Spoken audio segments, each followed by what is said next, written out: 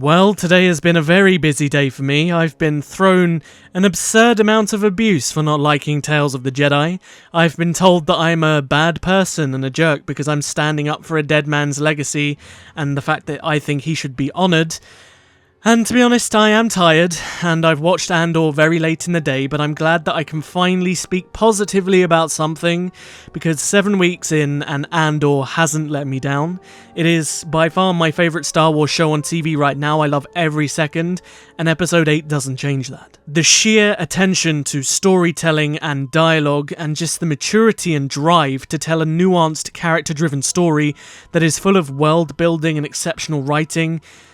It honestly feels like I'm a broken record player, but in a good way, because every week I say the same thing about this show because the positives just keep stacking up. As always, there are some spoilers ahead, so you have been warned. So with episode 8 of Andor, as I expected, the villains are slowly starting to come together and their character arcs are slowly starting to come into play. Dedra has met with Cyril, and those two stories are now intertwining in a way that I think is ultimately going to clamp down on Cassian, and I have to give full credit to the woman who plays Dedra, because she is a menace in the most positive way I could possibly say. The aura that she has, her presence on screen is just strong. Her enunciation and delivery of lines is so purely Imperial that she fills that role to perfection.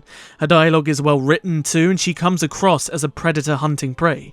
But every time she's on screen with her superiors, you can feel a sense of vulnerability from her, and it's honestly just brilliant acting. When she's in control of a situation, she comes across as powerful, but when she's not, you can feel that desperation to succeed in the eyes of those above her.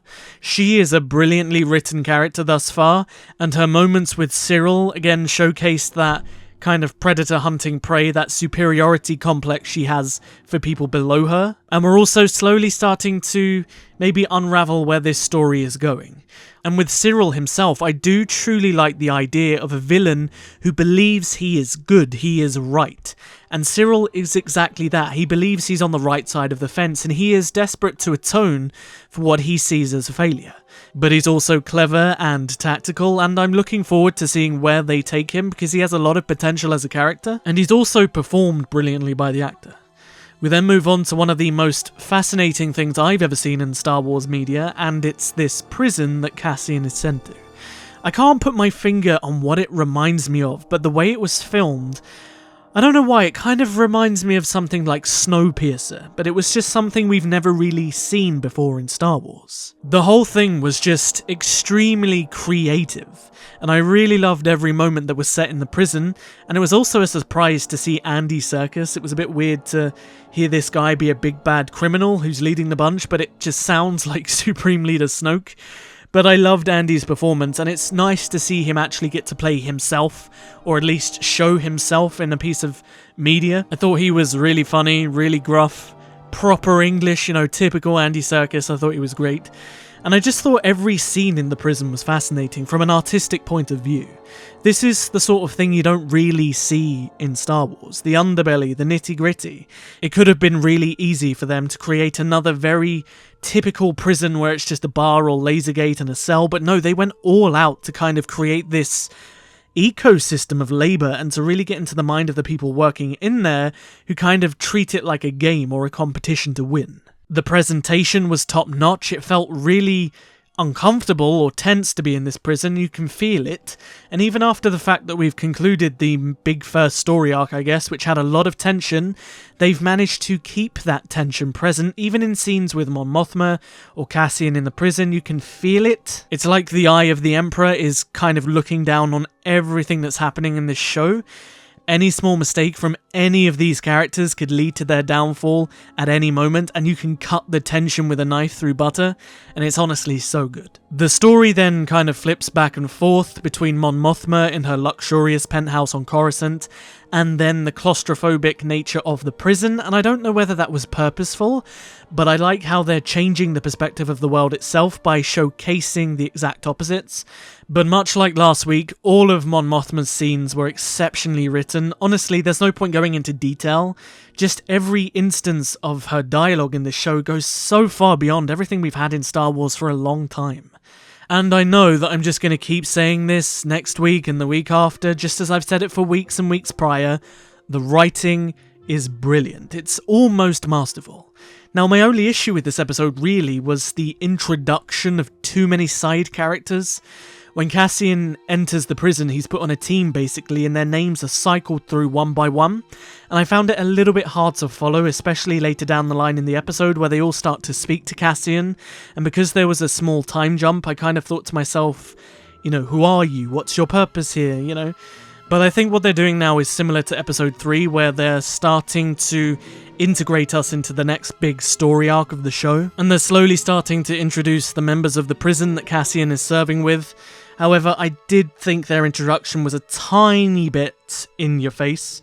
And you know, actually, the more I think about it, given that this show is about Cassian, right now at this specific point in time, Cassian is probably one of the weaker parts of the show. He doesn't really say anything. All of his scenes usually just kind of have him staring at something with a look of concern on his face. The strength of this show has come down from everything else, apart from Cassian, really.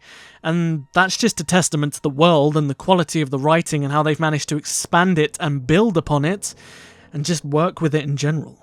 But I would like to see Cassian have a little bit more dialogue here and there, a little bit more speaking. But after that, we have a kind of interlude from these big dialogue-heavy moments where we go back to Ferrix and we see Cassian's mother has taken a turn for the worst and she's kind of ill, and Bix is looking after her and she's desperately trying to contact Cassian because of that.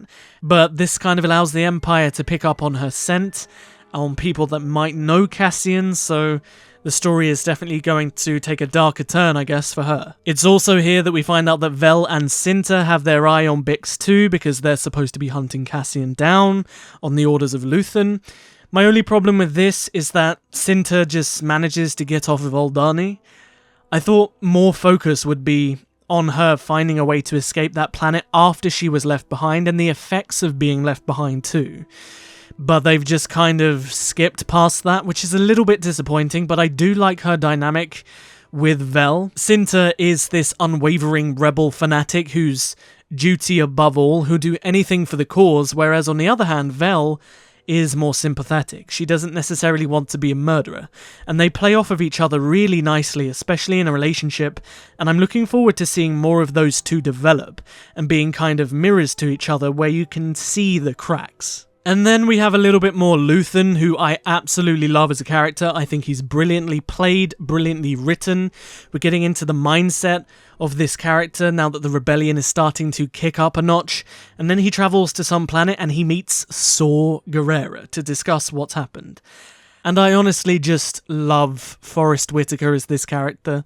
His performance as Saw in this episode is standout. There's just something about him that is so unhinged, but he manages to keep that unhinged nature in control in a way, but you can see that he kind of will snap at any random moment. And I just love his performance. I loved him in Rogue One, and I think he was brilliant in this episode too. And of course, I don't know whether Saw is just going to be a cameo, or whether he's going to play more of a part, but the writing between Luthen and Saw was very, very good, discussing how they personally are part of the rebellion and how they differ in the way they deal with things, but Luthen wants them to come together because if they're constantly split apart, they can never fight the Empire. And these two magnificent actors just played off of each other brilliantly, and it was a joy to watch them work.